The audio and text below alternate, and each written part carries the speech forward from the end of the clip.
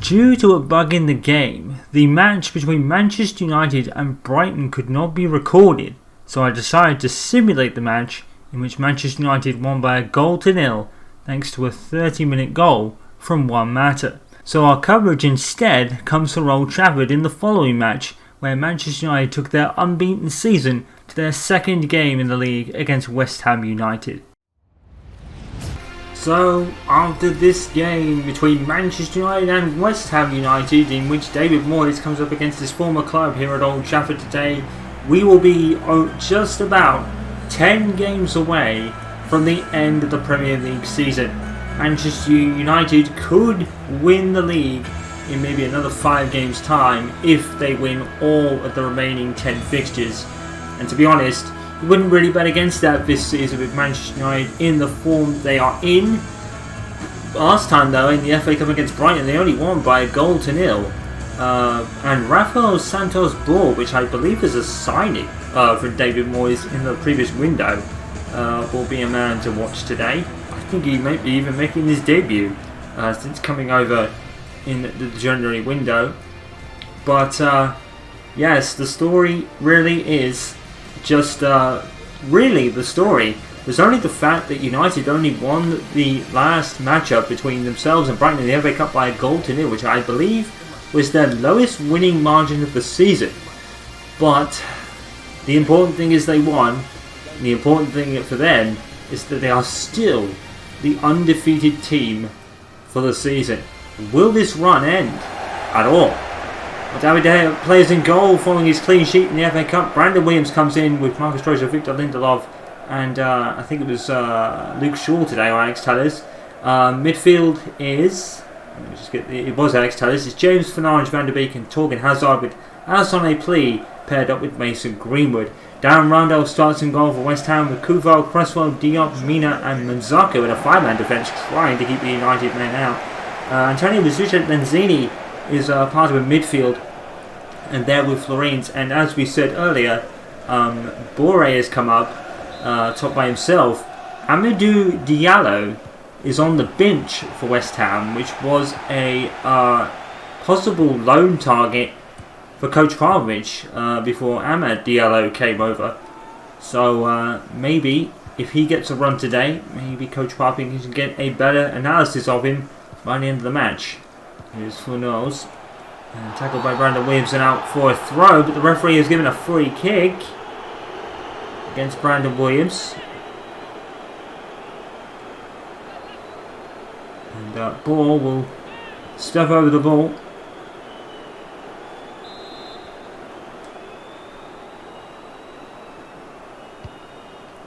Ball with the free kick and headed in by Souček. 1-0 to West Ham United. And it's another set-piece problem for Manchester United. Thomas Souček gives West Ham the lead, but will that end up being an Achilles heel? And again, it's poor defending by United, really. It's been their heel all season long, and no one near Souček at all. Marcus Rojo walked away from him. I think he probably misjudged the flight of the ball. But whatever the case, Brandon Williams didn't really cover himself in glory either, and neither did David De Gea. It's a calamity at the back for United. It's something that really just needs to be addressed, because anyone other than Lindelof and De Ligt and Manchester United have immediate weaknesses, and Popovich needs to try and reinforce his centre defence probably again, because it's not working for the second unit. And well, it has worked for the second unit for the most part this season, but there, Thomas Souček gives West Ham a 1-0 lead. And now Manchester United have all to do. We know their scoring pedigree, but we have asked questions in the past of whether the tank could be running a bit empty. For Manchester United, with all the games they've played, and this season being unlike any other. And with every passing week, no matter the threat to the unbeaten season, it stays intact. And they've come close a few times. Lindelof is paired. I think he was paired with. He wasn't paired with De Ligt. He played in the FA Cup. Well, Thomas Souček just wide open header, really. Nothing he could do.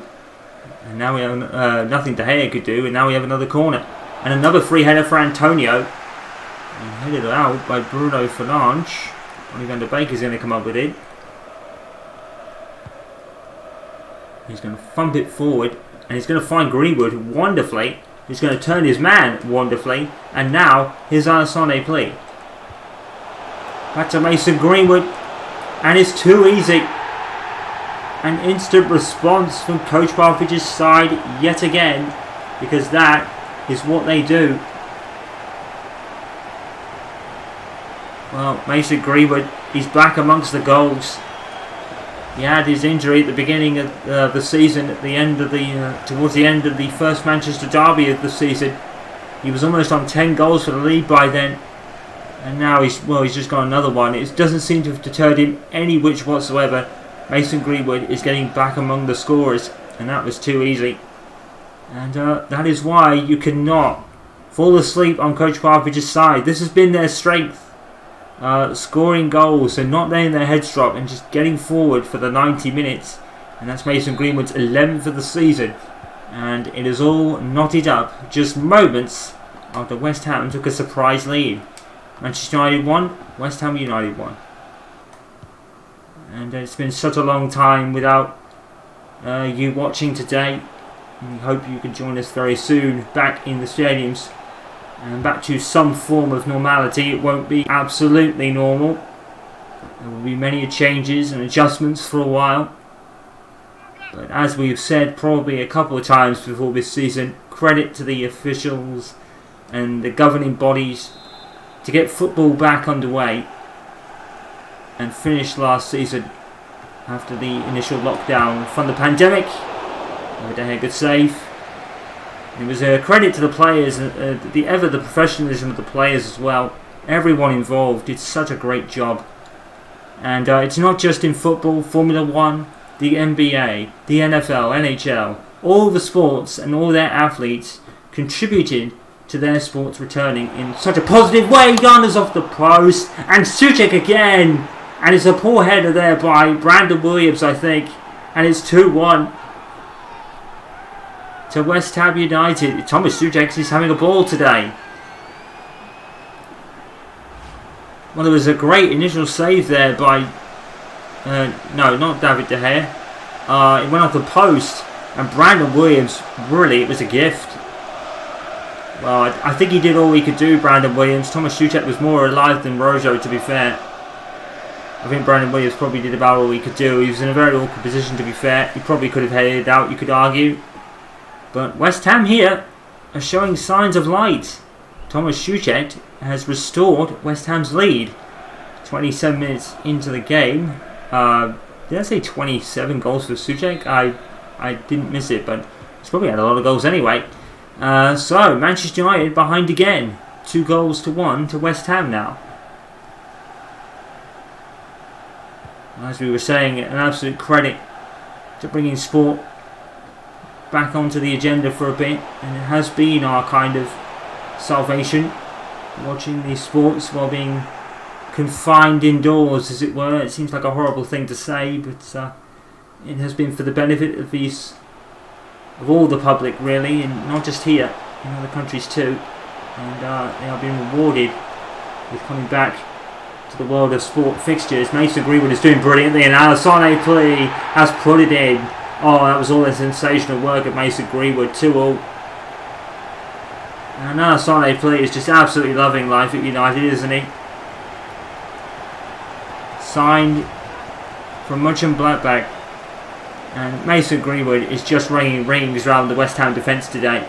Why does it take Manchester United to go behind to have these sorts of spurs? We don't know, but Gregg Popovich won't care. It's a cushion header by Alassane play into the back of the net. And that man, his teams always respond positively, and that is why they are unbeaten for the season. 6 goals since January for Alassane play. He's on a roll at the moment.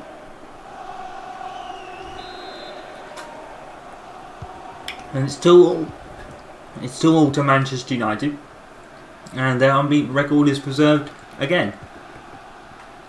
Can almost not be surprised anymore, because Manchester United, much like they used to do in the 90s, especially during the treble winning season, I think it was Clive Tilsley that once said, they will always score, and that has most certainly been the case this season. There has not been a game where Manchester United haven't scored at least a goal.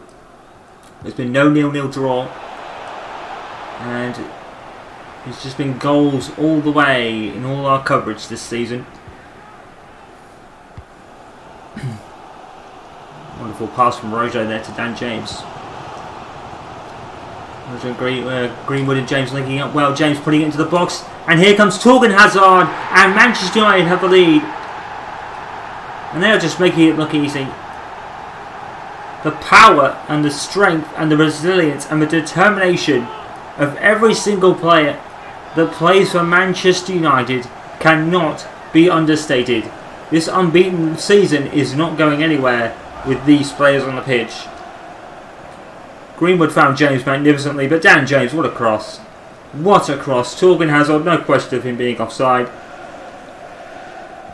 Another goal for Torgan Hazard. Every single one of these players that have signed for Gregg Popovich and Manchester United over the last 3 seasons or so that he's been in charge, every single one of them has contributed in one way or another to the culmination of this season and just how it's been. 5 goals for Torgan Hazard in the league, plenty others in other competitions as well. This is a team effort. Manchester United 3, West Ham United 2, and order has somewhat been restored. But West Ham are not going to go down here without swinging, that's for sure. They've already got 2 goals, they know they can do it. Tellez, or it was Lutus, and then cleared by Lindelof. And there's Tellez. Tellez has gone down, and it's Uful that comes up with the ball here. There's Antonio, and he's dispossessed by Van der Beek. Van der Beek with another brilliant ball, and another brilliant take there by Mason Greenwood. He just kept that away from Dan James, the defender. There's Thomas Souček, who's now on for a hat-trick now. Lanzini. Here's ball. Here's Lanzini again, and that's going to be a penalty given against Victor Lindelof. And this is only towards the end of the first half, and we've already had a cracker here. Oh, harsh. I think it's harsh. I don't even think it hits his hand. He's trying to get his hands out of the way of the ball, Victor Lindelof. He's rather unfortunate there. Well, ball can have a chance from 12 yards. Oh, and a good save by David De Gea. And he's saved another one to add to the one against Borussia Dortmund right at the end of the match to keep the 1-1 draw. Another great save by David De Gea. He's not saving them all, as we've said, but he's saving the vital ones. And this vital one keeps Manchester United their 3-2 lead. Yes, we've had 5 goals in the first half. And James with another ball in play, and a good save by Randolph. And in came Torgan Hazard, who snagged it into the stand boarding. That's on a play with the volley. An absolute wonderful save from Randolph. Torgan Hazard, though, you probably want to forget that in a hurry. That was a good old smack that the billboard took more than anything else. Wow, what a cracking first half we've had here. And I think it has been really clear this season that with dealership, Manchester United are better. But Gregg Popovich definitely needs a secondary, maybe not an all-star defender, as we'd say in the NBA, but maybe just a regular star defender, just to kind of back up dealership when you can't play due to fatigue or injury or otherwise. Thomas Souček has really given West Ham a very glimmer of hope with his 2 goals, but again, the scoring power of Manchester United gives them a number 3. They'll score more. Manchester United 3, West Ham 2. We've had a cracking first half here. So to confirm the next fixture for you, live, Old Trafford. And goal for Lanzini. And West Ham United again, and Manchester United is just poor at the back. It's just poor at the back for United. Well, as we were saying, next time out will be the vital second leg in the Champions League quarter-finals between Borussia Dortmund and I think it may only be the last 16. My apologies. But Borussia Dortmund and Manchester United. Manchester United holding a vital away goal in a 1-1 poised tie at the moment, and they're not looking their best today, are they? And Zini has just got a third for West Ham United, and that brings it level. And defensively, United have been not that great, to be fair. The second half of the season has been more of a problem than the first. The first, they were almost unbeatable at times. But here, in the second half, it's starting to look a little bit tired, really, from United. It has been a long season for sure, though. But we're here at 3 apiece, and this game really could go anywhere at the moment. And there's also been no game where Manchester United haven't scored. So Gregg Popovich definitely needs to have another look at his defence, because it's not good enough back there for United. They've been lucky this season, to be fair. Mason Greenwood, it's not the best shot he's ever taken, but it'll do. It went over the line, and United are back in front. I think it went through the keeper, who's probably more unfortunate than anything else. Oh, it's a wonderful goal. It's a wonderful goal by Greenwood.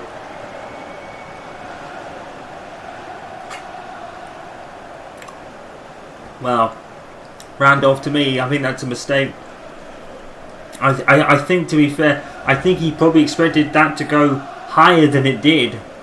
So Mason Greenwood getting a nice crafty goal there, to be fair. But it doesn't matter how they go in, as long as they do. Manchester United 4, West Ham United 3.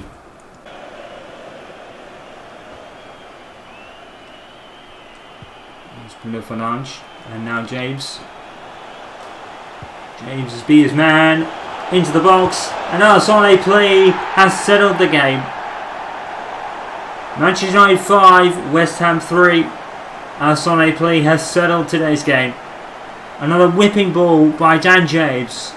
Another assist for Dan James. A man who couldn't buy a goal after his debut last season. Plea had all the time in the world. It's a mid-range jump shot. It is a mid-range jump shot that's wide open in football form. Arsene Plea had all the time to settle and put it past the keeper, and he did that. David Moyes, no luck for him against his former team today.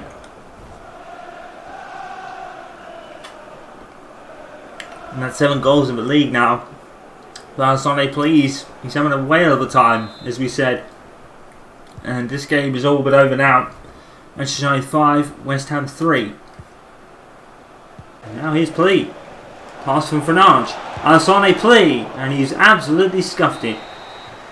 Not that it matters. It's the end of the game, and another 3 points for Manchester United, and another day unbeaten. It just doesn't look like ending. We have to wait for Borussia Dortmund to see if the record will stand. It's not sure, but I think whatever happens now, United have made history. It looks like it's their league to lose. No matter what happens from here, they have won, of course, already in the Carabao Cup. It was a tough one, but Manchester United and Gregg Popovich, they enjoy it when it's difficult, but they always have the power to overcome it. Manchester United 3, Manchester United 5, West Ham United 3. So let's have a look at all the scores from the first week of March's games and what that means for the table. Sheffield United, who are bottom of the table, have now scored one of their few wins this season, winning 2-0 against Crystal Palace, who are pretty much on the verge of relegation, I think, last time I checked. But it has been a while since we played in the league, so we'll need a refresher at the moment. Chelsea winning by 3-1 against Fulham. It doesn't really change the fact that they are still within some sort of shout of a top 4 place, but they would need Leicester.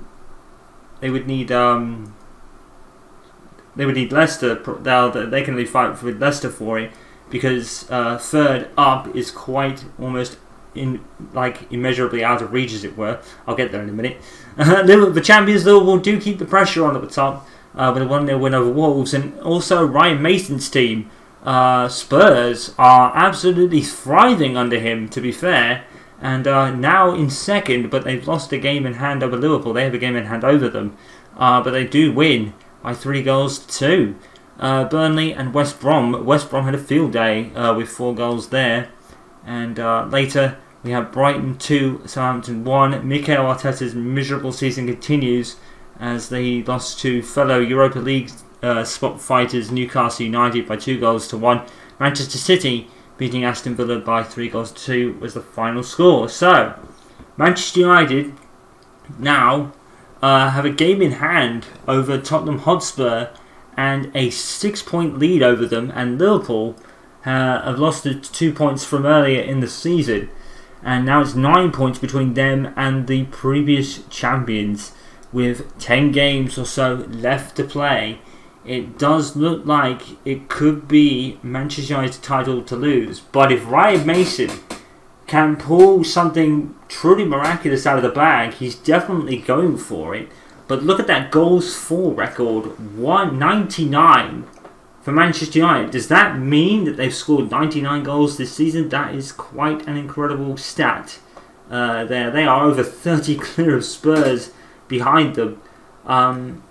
The top 3 look all but settled. There's then a 8-point gap between Liverpool and Leicester City in 4th, who stay 4th, and Manchester City keeping the gap to 1 point there. Wolves starting to slip back a little bit, but they've still had a great season sitting there in 6th. 6 points clear of Chelsea, as it just doesn't seem to be really going his way, despite Thomas Tuchel's way, despite the win.